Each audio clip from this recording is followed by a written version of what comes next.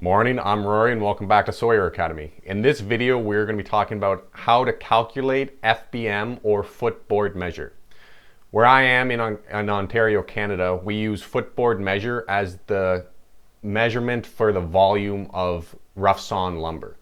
Different parts of the world use different formulas and different measuring techniques, but today we're just talking about FBM. So what is FBM? Let's look at what 1 cubic foot of lumber would be. If we look at 1 cubic foot, so 12 inches by 12 inches by 12 inches, that would be 1 cubic foot of lumber. But cubic foot is not a industry standard when you're talking about lumber volumes. Lumber volumes come in thousands, 10,000s, millions, million board feet. 1 board foot, so 12 inches by 12 inches by 1 inch thick, would be equal to 1 board foot or 1 FBM. Or in other words, 1 cubic foot of lumber is also equal to 12 FBM. So now, how do we calculate FBM? So the formula for calculating FBM is going to be the thickness in inches times the width in inches times the length in feet, all divided by 12. So if you look at the example of a piece of 4/4 by 8 inch that's 16 feet long, how much FBM is in that board? The nominal measurement of 4/4 is going to be 1 inch multiplied by 8 inches multiplied by 16 feet long divided by 12 will give us 10.66 FBM. Now that could be rounded to 11, or you might want to keep that as 10.66. And one more example of a 6/4 board, 10 inches wide, 14 feet long. The nominal measurement of 6/4 is going to be 1.5 inches multiplied by 10 inches wide by 14 feet long divided by 12 is going to give us 17.5 FBM, or 17.5 feet. When talking lumber, it's important to distinguish the difference between FBM being board foot, or a lot of us in the industry just call it feet or foot. It's important to note that FBM does not equal lineal feet. A lot of people, when they buy lumber, they're going to buy it by the hundreds or the thousands, millions of board feet. Again, talking about volume is going to be talking FBM. A lot of people don't say footboard measure or FBM, they'll just say foot because we've used it so long. Newer people and people who aren't as well versed in the industry might get confused between lineal foot and board foot. So if somebody came and wanted to buy 1,000 feet of lumber from you, let's say they said, I want to buy 1,000 feet of 1x8 lumber. To me, 1,000 feet of 1x8 lumber means 1,000 footboard measure, a big pack of lumber. 1,000 feet of 1x8 lumber, lineal feet, is not a lot of lumber. You put every board end to end to end to end to get you 1,000 feet, the way you think about it. It's far less, right? Because we're not considering the thickness and the width. We're only looking at the length. So if you're talking to somebody who's been in the industry a long time, and you're talking feet back and forth, you're probably talking FBM. But if you're talking to somebody who's not as experienced, it's important to distinguish what the other person wants. If somebody comes and asks you for 1,000 feet of lumber, make sure that you're both on the same page as far as what they want or what they want from you. So let's look at some real world examples of why we might be calculating footboard measure. In this example, we're going to have 2 boards that are identical in every way. They're 1 inch thick, they're 12 inches wide, 16 feet long, and at the ends, they both have unacceptable wane. So that's wane that can't go out of the mill. It's going to have to get trimmed off.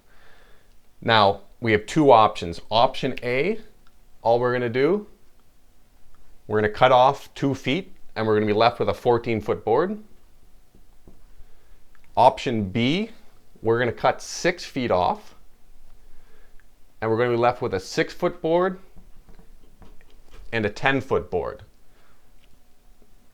And then this board is going to get sent to the edger and we're going to get a 6-foot board that's more narrow than the one that was previous. So which one is better in this example? So if we look at A, our first board, we cut 2 feet off the end of it. We're left with 14 feet. In the second example of B, we cut the board 6 feet off. We sent that board to the edger. The edgerman took this 12-inch board that's 6 feet long, and he was able to get an 8-inch wide board with no wane on it. So we worked this out. Our first board plus our second board is we're ending up with exactly the same thing. We're still at 14 feet. So we lost the same amount of lumber doing it either way. Why this is important, and it kind of comes back to rounding, is you don't really know what your edgerman's always going to get, but by watching and kind of understanding how it's going on, you can understand that this first example of A is a lot less movements throughout the mill. B has a lot more going on, and it's going to be slower to do. The trimmerman to pull this board back, throw it back to the edgerman to do an extra board to wind up with exactly the same results. So this is why understanding what's going on and lumber volume is important. There's other factors to consider in an example like this that we're not going to get into too much, as far as like the number of boards going through the edger.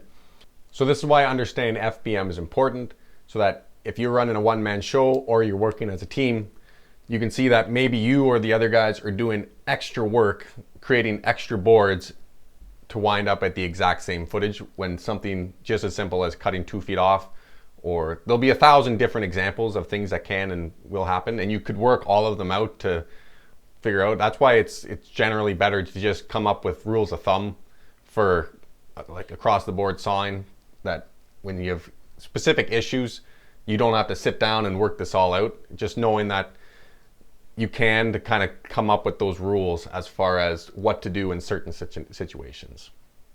In this last example, let's say you're sawing by yourself for a customer.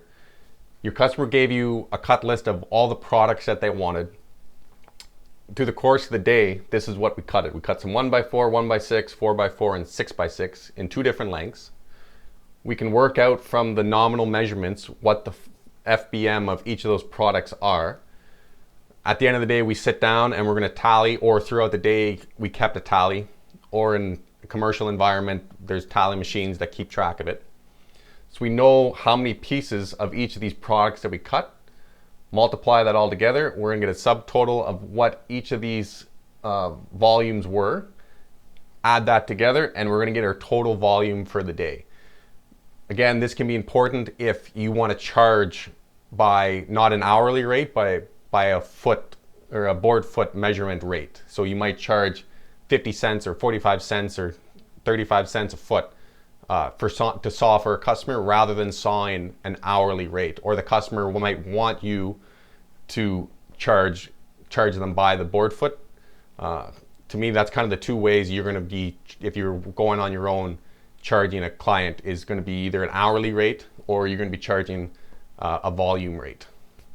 One last thing is that volume of logs are also calculated in a few different methods, with a few different methods.